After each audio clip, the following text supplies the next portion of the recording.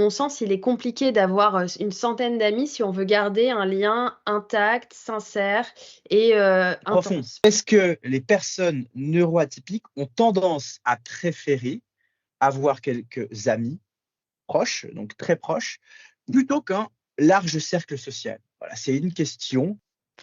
Hem, je pense que les personnes, neurotypiques ont peut-être, une, façon de décrire l'amitié un peu différente, des neurotypiques. Et je pense que le mieux, enfin, ce qui est le plus fait, c'est en effet d'avoir, un cercle d'amis très proche, qui est assez restreint en nombre, plutôt qu'un large, contact social, qui est un peu superficiel, qui serait pas, hem comment dire? Pour moi, il est important d'avoir vraiment des personnes, de confiance, qui sont bienveillantes, compréhensives, ouvertes d'esprit, proches de soi, Mmh. dans le cercle, amical, plutôt qu'avoir, plein de contacts, mais de pas pouvoir parler avec ces personnes de choses plus intimes peut-être.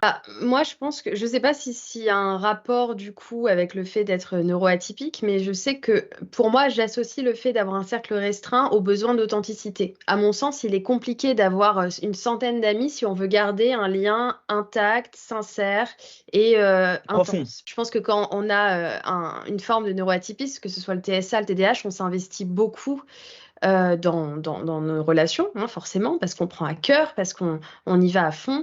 Et donc, ça nécessite un cercle restreint. Donc, de fait, je dirais que je suis plutôt d'avis de dire que oui, en général, à mon sens, en majorité, on va plutôt se tourner vers des petits cercles d'amis très sincères et très profonds. Après, dans mon fonctionnement, pour répondre vraiment de mon prisme, moi, je suis plutôt de la team peu d'amis, mais sincères, que ce soit loyal, honnête, sincère et intense.